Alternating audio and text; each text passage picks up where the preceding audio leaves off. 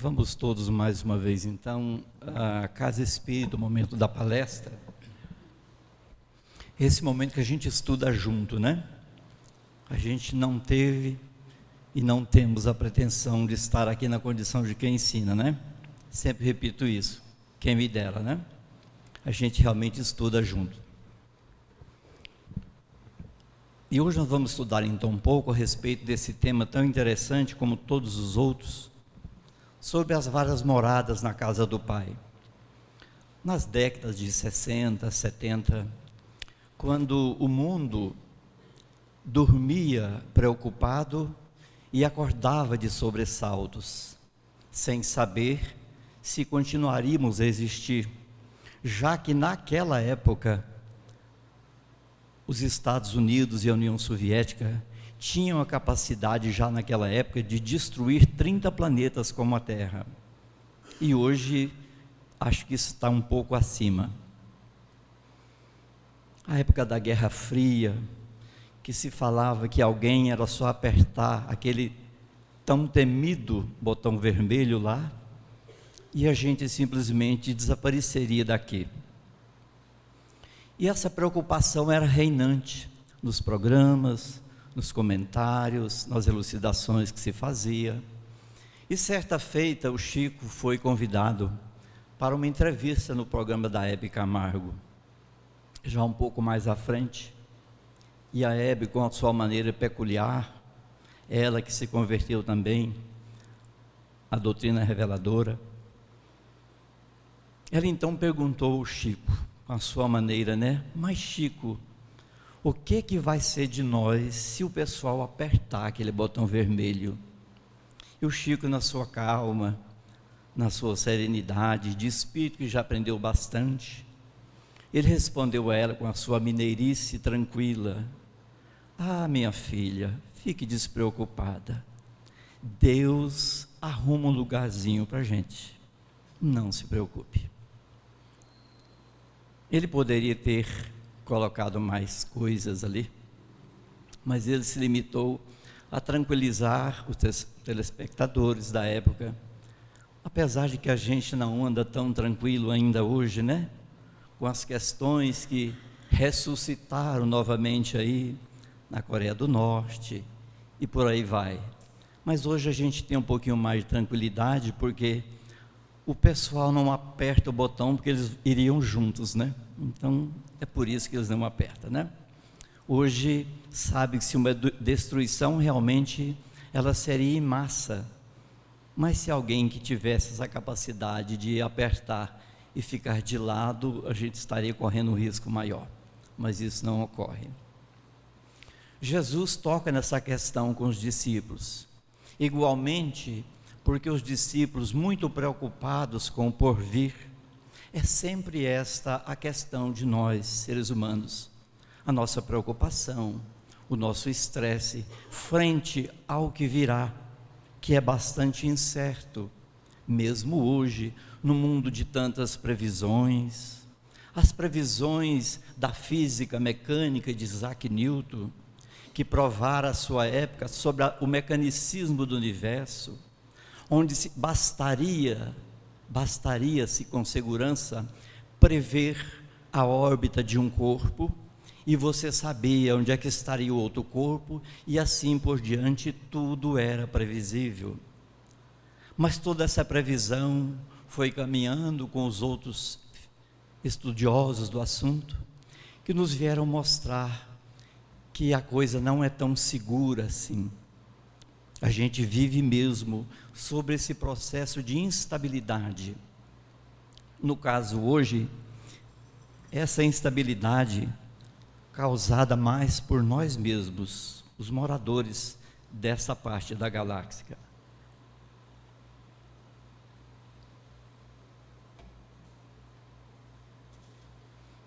Nós não estamos apertando nenhum botão, mas estamos destruindo a nossa casa devagarzinho, de pouco em pouco. E essa questão às vezes é ventilada, causa-se talvez um constrangimento, é necessário falar. A terra será aquilo que dela nós o fizermos. Então, o homem continuará nesse processo por não cuidar da própria casa. E isso gera então esse fator de perplexidade, de medo do que vem depois. Assim é também a questão espírita, espiritual, espiritualista. Muitas pessoas dizem: eu não tenho medo de morrer. Ainda bem, né? Que ninguém morre. Mas a pessoa diz, se referindo à questão fisiológica, da roupa que a gente tira, né? A roupa suja que a gente tira. A pessoa diz: eu não tenho medo da morte, mas o medo é do desconhecido. E psicologicamente se sabe que as raízes do medo estão baseadas sobre isso mesmo. Nós temos medo daquilo que nós não conhecemos. Quando conhecemos algo, aquilo perde aquela aura que nos amedronta, porque agora nós já sabemos. Você tem mais medo de estar no quarto escuro. Isso também é psicológico, não é? Acendeu uma luz, acabou o medo. Por quê? Porque agora eu estou vendo o quarto. Mas antes de vê-lo, eu não sei o que pode estar ao meu lado. Como as pessoas dizem, né? Vai saber lá que tem algum espírito perto de mim, né? A gente poderia dizer, né? Sabe-se lá se há alguém sem espírito perto dele, né? Porque o apóstolo Paulo já nos dizia que nós somos acompanhados constantemente por uma nuvem de testemunhos. Ele falava justamente das almas fora do corpo físico que nos acompanham, em geral, por afinidade. Eu vou na casa espírita para que aquele espírito saia de perto de mim. Eu quero ir lá na casa espírita e deixei lá para eles de presente, lá na instituição Luz do Caminho, e voltar para casa tranquilo. Era tão bom se fosse assim, né? Você vem, ouve a palestra, recebe o passe, a água foi edificada, e sai lá fora e fala: eu estou tão leve. E é uma beleza, né? Porque Jesus falou: vinde a mim, todos que andais sobrecarregados, aflitos, e eu vos aliviarei. E é sutil, né? A gente não percebe, né? Aliviarei, é só alívio, porque daqui a pouco a gente sai sobre essa aura, a gente sai revigorado, espiritualmente, mentalmente, mais serenos, até o próximo motorista que nos fecha daqui até lá em casa, né? Para a gente ver até que ponto que essa serenidade está firme. E aí, naquela hora que o companheiro te dá uma fechada, e você com toda a caridade tem o desejo de morder a orelha dele, o companheiro fala: olha eu de volta, vamos embora para casa, colega. É assim que ocorre, é simplesmente por afinidade, né? Nenhum espírito fica achando a gente engraçadinho e fala: vou ficar com esse rapaz, vou ficar com essa moça. Não. Doutrina espírita nos fala de afinidade. Aquele que está comigo, o está porque gosta das mesmas coisas que eu gosto, mesmo que eu as não confesse. Porque uma coisa é o saber intelectual e a outra coisa é o saber espiritual, aquele verdadeiro, aquele que cimenta a nossa caminhada. Falar de Jesus, falar de Deus, falar dos bons espíritos, a gente fala com facilidade, porque eles deixaram muitas belezas para trás para a gente comentar. Agora, seguir os passos desses mestres já é outra história, um pouquinho mais difícil. E por ser difícil é que nós temos que estar o tempo todo rememorando e estudando novamente. Então os discípulos também, olhando para o futuro, percebendo a dificuldade, pois quando Jesus tem essa fala com eles sobre as muitas moradas, isso é feito em um contexto que Jesus já houvera sido entregue. Ele já estava sob o processo do caminho do Calvário. Então, nesse instante, os apóstolos também, sabendo da dificuldade que seria continuar sem o Mestre, aquele que lhes auxiliava com as suas dificuldades. Como nós necessitamos desses espíritos superiores, pedimos o socorro e eles estão ao nosso lado. E os discípulos então inseguros quanto ao futuro, sem o mestre, pois àquela altura ele já sabia que ele seria assassinado, já houvera sido condenado. E então é que Jesus, de uma forma consoladora, como é a face da doutrina, chamado de Consolador prometido, por que que nos consola? Porque nos esclarece sobre quem eu sou, sobre de onde eu vim, sobre para onde eu irei, o porquê da dor, o porquê do sofrimento, de uns mais, de outros aparentemente menos, porque a nossa dor é sempre mais dolorosa, mais profunda. Então os discípulos também, nesse processo de incertezas, perguntam a Jesus sobre o futuro, o porvir. A gente até imagina, né? Mas mestre, como é que vai ser agora? Sem o Senhor aqui junto com a gente, para nos ensinar constantemente. Mas Jesus já lhes houvera dito: até quando estarei convosco? Porque Jesus, ele queria auxiliar, mas ele não queria causar ou plantar uma dependência nos adeptos. Assim é a doutrina espírita, bem entendida na sua raiz kardeciana. Porque fora dessa raiz, você vai encontrar, talvez, não vamos dizer falsas promessas, mas promessas um pouco desfiguradas da lógica e da racionalidade do professor leonês. Aquele que fora incumbido pelo plano superior de cumprir aquela promessa que Jesus faz no capítulo 19 do Evangelho de João, do Consolador de volta. Então, os discípulos ali com aquele medo, aquela insegurança, e Jesus então diz isso a eles de uma forma quase poética, pois o seu tempo se estava esvaindo. Disse Jesus: que não se perturbe o vosso coração. Credes em Deus, credes também em mim. Há muitas moradas na casa do meu Pai. Se assim não fosse, eu já vos teria dito. Pois me vou para vos preparar o lugar. E após ter ido e vos preparado o lugar, eu voltarei.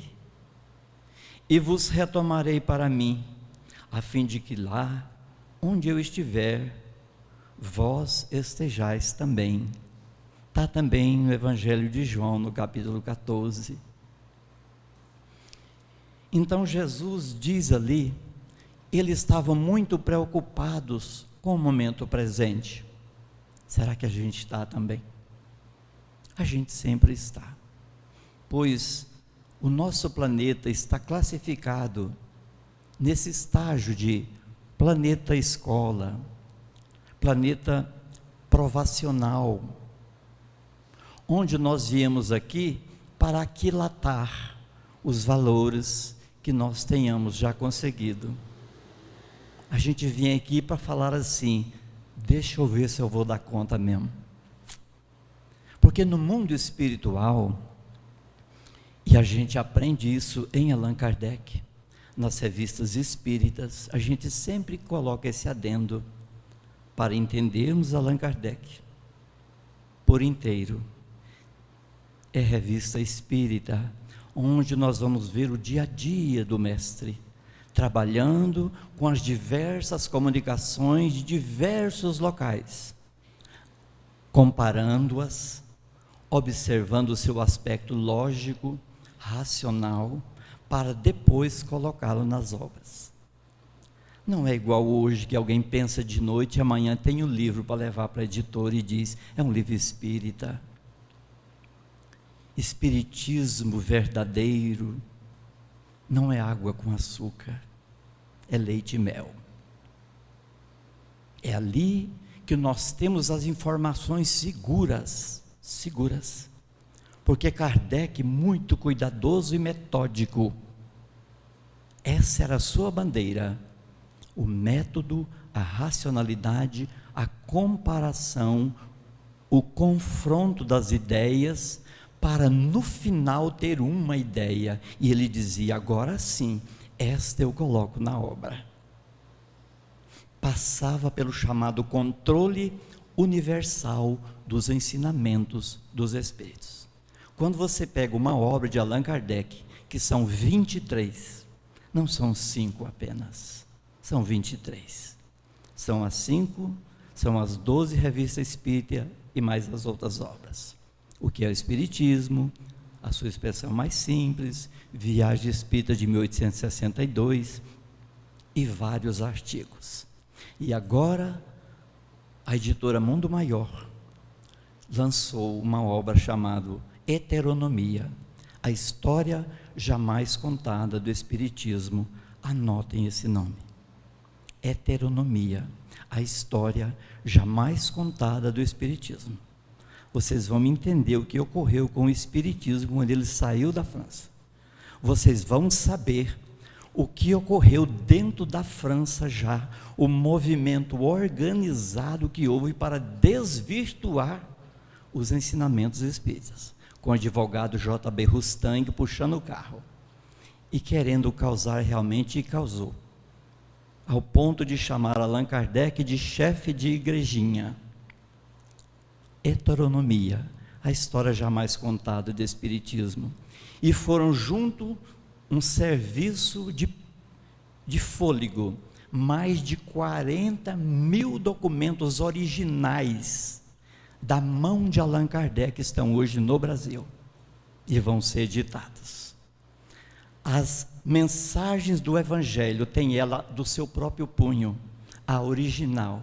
Parece incrível, mas isso foi resgatado por esse mesmo pesquisador, autor do livro, Paulo Henrique de Figueiredo. Meus irmãos, para não desviar do tema, mas estamos falando de Espiritismo, de Consolador prometido, da consolação que Jesus prometia e tinha o desejo de dar aos seus seguidores imediatos ali. Então, quando ele diz, olha, não esquente a sua cabeça, relaxa, né?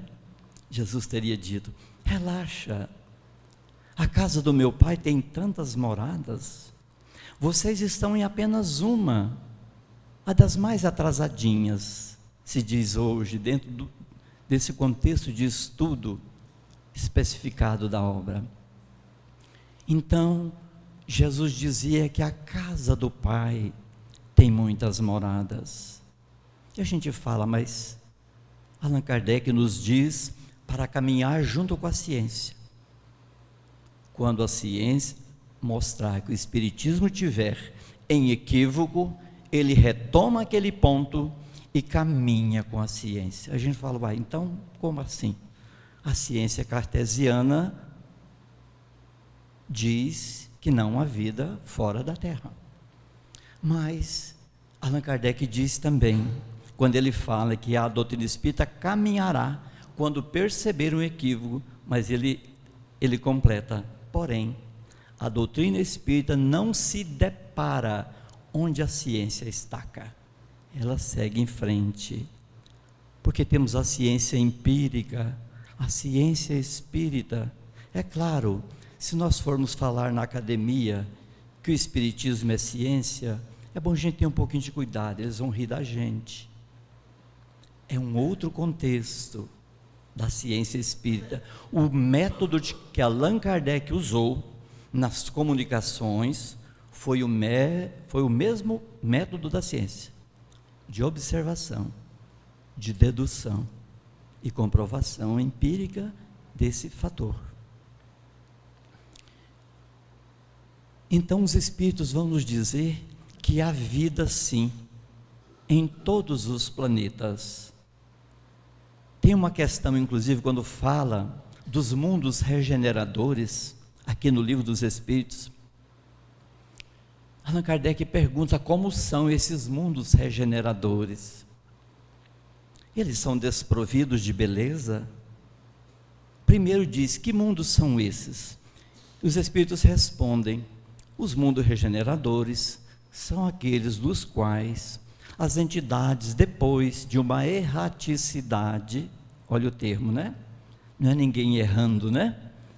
O intervalo entre uma encarnação e outra, que espíritos, depois de erraticidade muito longas e às vezes penosas, têm nesses mundos um local de descanso. Allan Kardec ficou curioso, mas que lugar é esse? Esses locais são desprovidos de beleza? Eles respondem, a beleza está em toda a sua imensidade.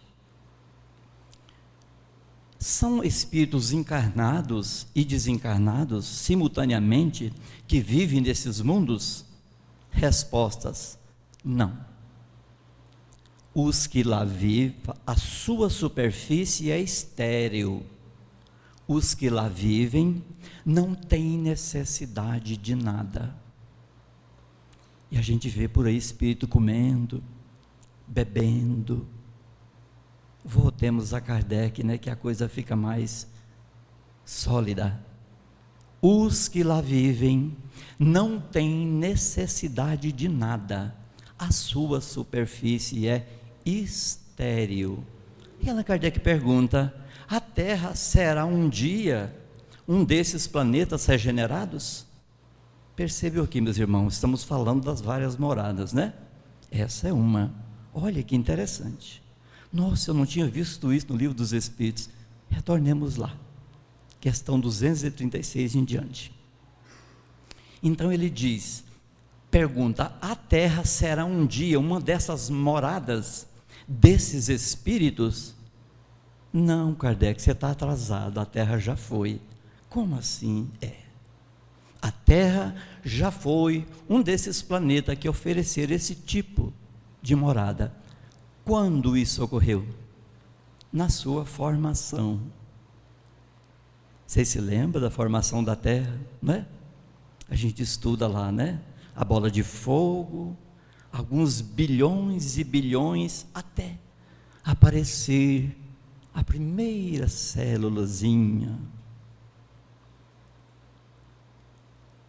Aí quando a ciência diz, não há vida em outros planetas, os Espíritos dizem, pois até na formação da Terra, quando era aquela bola de fogo, já existia espíritos na Terra morando e descansando de uma erraticidade bastante extenuante. Então nós vamos entendendo essas moradas da casa do Pai, estudando o Evangelho. Nós vamos ver lá na Revista Espírita de 1858, Mozart, Beethoven, falando das suas moradas em Júpiter, em outros planetas. Mas como assim? Lembram-se? Mesmo a Terra com aquela bola de fogo tinha ambiente. Por quê? Porque a gente quer descobrir vida igual a nossa lá, né? É claro, não vai descobrir mesmo. Então, quando Jesus fala assim, se não fosse assim, eu já vos teria avisado, olha, só tem vida na Terra. Jesus teria dito, né? Olha, cuidem bem, porque acabou, só existe vida aqui. Se assim não fosse, Jesus dizia, há muitas moradas, se não fosse assim, eu teria avisado vocês, eu já teria dito de antemão que isso não pode ocorrer. Mas ele vem nos dizer. Mas o interessante é quando a gente começa a ler um pouquinho mais abaixo no Evangelho, que está aqui no capítulo 3, está no item 1 e 2, sobre as diferentes moradas, diz o seguinte, que essas moradas são apropriadas ao adiantamento de cada espírito. Cada espírito toma o corpo de acordo com a matéria daquele globo, no nosso caso a Terra. Um pouco à frente, diz assim, quando vai falar das diferentes moradas, que são os mundos que circulam no espaço infinito e oferecem aos espíritos que neles encarnam as moradas apropriadas. No nosso caso, a mais apropriada é por aqui mesmo, né? A gente, no mundo um pouco superior, acho que a gente ia ficar meio perdidão, né? A gente ainda gosta tanto das coisas daqui. Já pensou? Você num planeta de superfície estéril, já pensou a emoção? Superfície estéril, você fala, e a Coca-Cola, onde é que fica aqui? E aquela carninha mal passada, né? É a condição do espírito.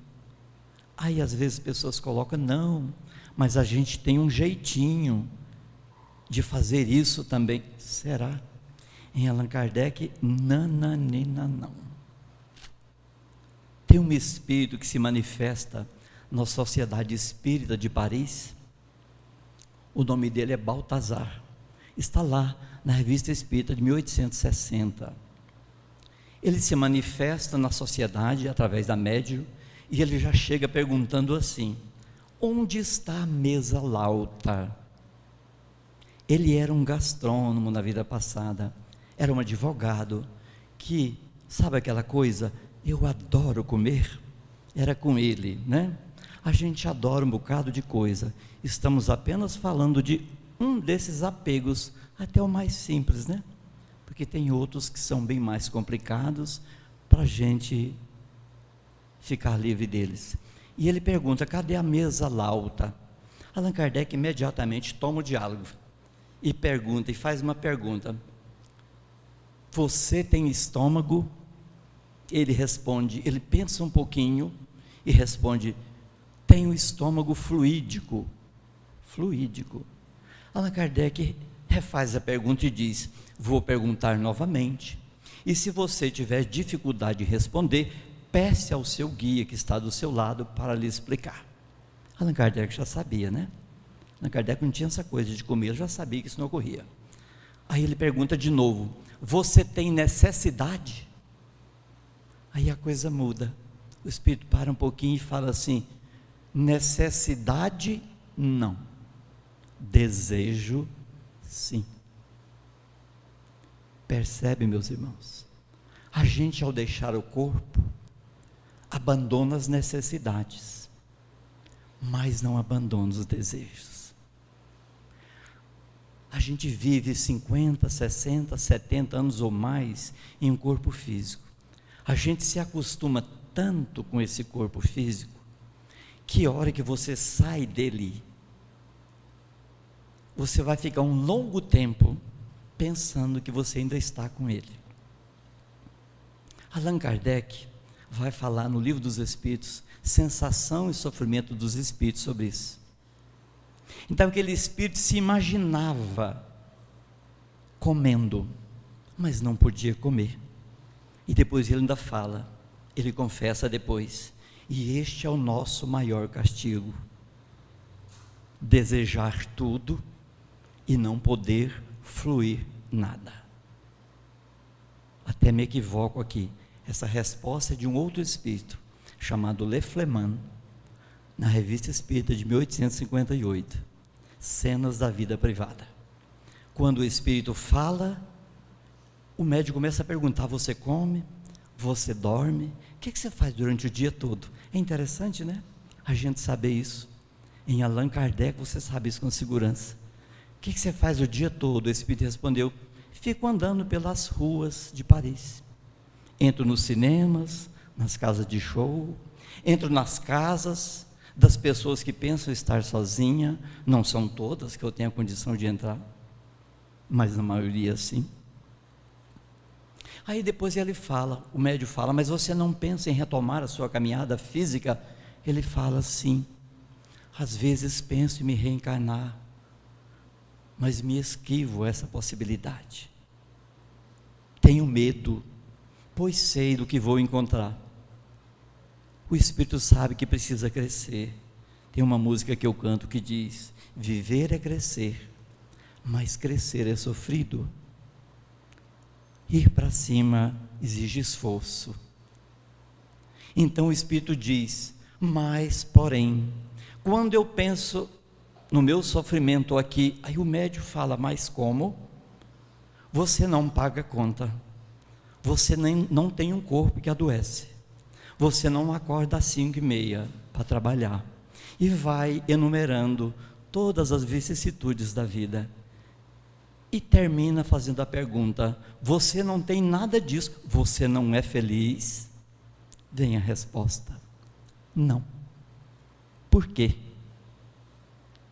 A mesma questão em voga, porque eu sou um espírito que deixei o meu corpo, mas ainda tenho desejo de tudo que o ser humano gosta, eu também gosto, com uma diferença, eu não posso fluir nada disso, eu não posso gozar nada disso.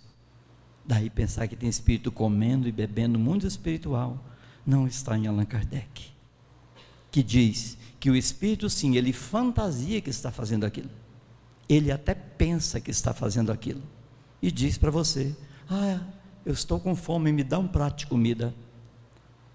Você entrega o prato de comida, os espíritos superiores que estão ali para auxiliá-lo, criam a imagem fluídica de um prato de comida e entrega a ele, e ele começa a comer, você fala, olha, come mesmo. Você vira para o espírito superior e fala, ele está comendo mesmo? O espírito responde, ele acredita sinceramente que está, mas não está. Esse é o processo. Então, quando Jesus fala dessas moradas, e aqui no Evangelho vai falar as diferentes condições da alma na erradicidade, e os espíritos vão colocar, existem aqueles espíritos que planam em todo o universo, mas existem aqueles outros que não saem do local que viveram, permanecem lá. Na questão 87 do Livro dos Espíritos, é perguntado categoricamente, existe um local geográfico onde os espíritos moram? Peguem o Livro dos Espíritos e vejam a resposta, não. Os espíritos estão por todo lado, existem aqueles que estão constantemente ao vosso lado, mas existem aqueles outros que já são espíritos cidadãos do universo, têm mais liberdade, já se evolveram, desenvolveram, mas tem aqueles, então, dizem os espíritos, que se mantêm ao nosso lado. Quem são eles? Que a gente falou no início, né? Aqueles que gostam tanto do que a gente faz, que eles gostam de ficar pelo menos perto, observando. Existem aqueles que pensam que está comendo junto com você na mesa. Existe aquele que chegou a hora de dormir, ele morava naquela casa, desencarnou, não tem essa compreensão, pois acredita estar vivo, chega a hora de dormir, ele vai dormir. Perguntado para o espírito Lefleman, e quanto à noite, quanto ao sono, você dorme? O espírito redargue para ele, sabia que ele era médio da sociedade, estás me fazendo uma pergunta que já conhece as respostas, eu sou espírito, deduz-se o restante. E Allan Kardec vai dizer, o corpo precisa de refazer das suas energias, não o espírito. Então as muitas moradas na casa do Pai, que aqui nesse capítulo é colocado de uma maneira interessante, quando diz assim, portanto, essas moradas, apesar de todas essas moradas da casa do Pai, aqui se referem ao estado feliz ou infeliz do espírito. Aqui os espíritos superiores dando o entendimento do que Jesus falou, eles dizem assim a Kardec, olha, essas moradas, apesar dos muitos planetas, mas isso aqui pode ser entendido como o estado feliz ou infeliz do espírito, está aqui no Evangelho. É como o espírito falar assim, olha, quando Jesus falou das muitas moradas, ele não falava de planetas apenas, mas ele falava mais do estado do espírito. O seu estado feliz ou infeliz constitui, por assim dizer, a sua morada, já que ela não tem um espaço circunscrito, mas acrescenta os espíritos. Os espíritos superiores se reúnem onde quer, e os espíritos inferiores se reúnem por afinidade. Percebem? É quase um instinto, né? De uma outra lei instintiva que os une em afinidade. Vejam vocês, eu estava vindo de casa agora e observando, passei a porta de uma igreja e cheia de gente, né? Graças a Deus, coisa boa. O pessoal entrando para a sua igreja, seu culto. Aqueles espíritos que estão ali gostam da mesma coisa, né? Querem ouvir a palavra de Deus ao seu modo, com a sua interpretação. Eu andei um pouco mais e passei mesmo, não estou colocando isso só para colocar um processo didático, não. Passei na porta de uma distribuidora de bebidas, e lá estavam, assim, de espíritos, que gostam daquela mesma coisa. E aqui não estamos querendo botar para baixo os que lá estão, não. Muitos que estão lá, com certeza, são boas pessoas, mas gostam também daquele processo. Olha só, se aqui nós nos unimos por afinidades, aqui não estamos na casa espírita, nesse templo de estudo da alma, porque nós estamos buscando, se não a mesma coisa, as mesmas coisas, a nossa compreensão maior, o nosso autoentendimento de nós mesmos. Então essa afinidade ocorre em todo o universo. Então os Espíritos vai dizer que as muitas moradas não são localizadas. Está aqui no Evangelho, na última linha do parágrafo. Apesar de assim ser, essas moradas não são nem delimitadas e nem localizadas. Os Espíritos se reúnem por afinidade. E ali onde se unem, eles criam, por assim dizer, uma morada. Nós que trabalhamos junto aos espíritos desencarnados, nas reuniões mediúnicas, quantas e quantas vezes já não perdi a oportunidade de questionar essas questões aos espíritos. O espírito dizia: eu estou dentro de um buraco. E você vai conversando, lá no final, ele que acreditava piamente que estava dentro de um buraco, onde de fato, lá ele caiu há 20 anos atrás, e lá foi-lhe ceifada a vida física, e você vai descobrir que aquele espírito estava desde então na sua antiga casa. Depois de esclarecido, eles ficam mesmo sem entender: mas como que pode? Para mim eu estava lá. Jesus disse assim, e nós já vamos encaminhando para o final. Jesus disse uma frase para nós pensarmos muito: onde estiver o teu tesouro, ali estará o teu coração. Jesus, de uma forma metafórica, ele coloca tudo isso que a gente falou até agora como uma simples frase. Onde estiver as tuas preferências, os teus desejos, você, espírito, vai estar lá. Daqui a pouco você vai dormir, o teu corpo vai estar no leito, mas o teu espírito vai estar buscando aquilo que você de fato gosta.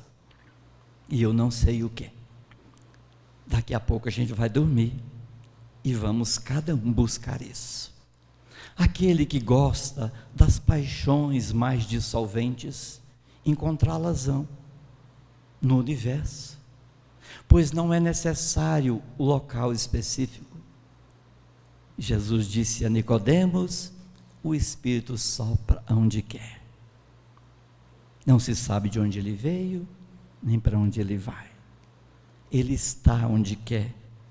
E quando é perguntado a Allan Kardec o que é o pensamento, a resposta: o pensamento é a alma que se transporta.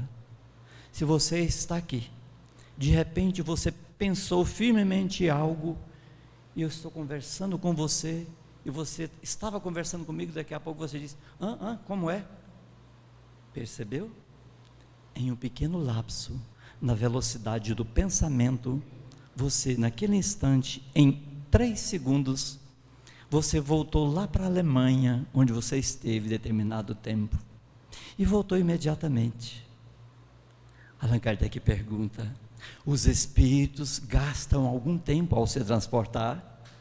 Sim, mas mais rápido do que o pensamento, ou com a velocidade do pensamento.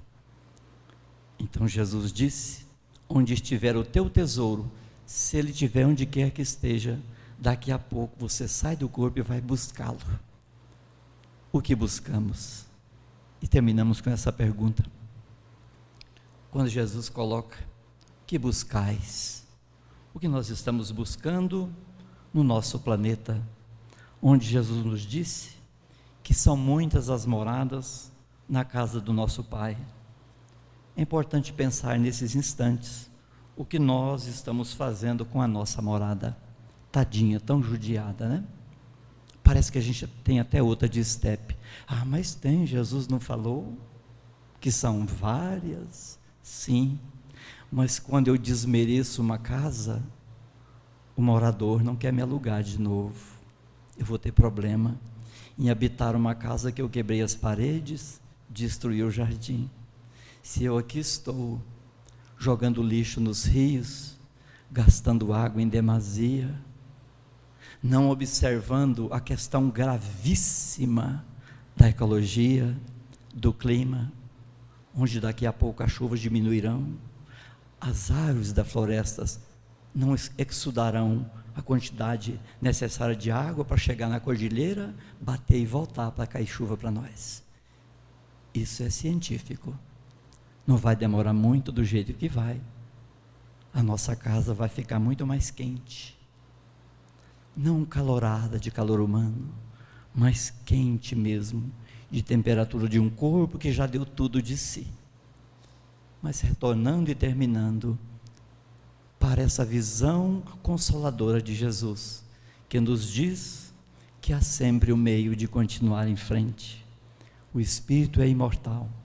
Poderemos deixar a roupa à beira do caminho, mas o Espírito segue sempre em frente. Mas para seguir frente às tantas essas casas do Pai, necessário se faça que respeitemos essa, que no momento nos acolhe, a nossa pátria, terra. Vamos terminar com uma música que fala um pouco de serenidade.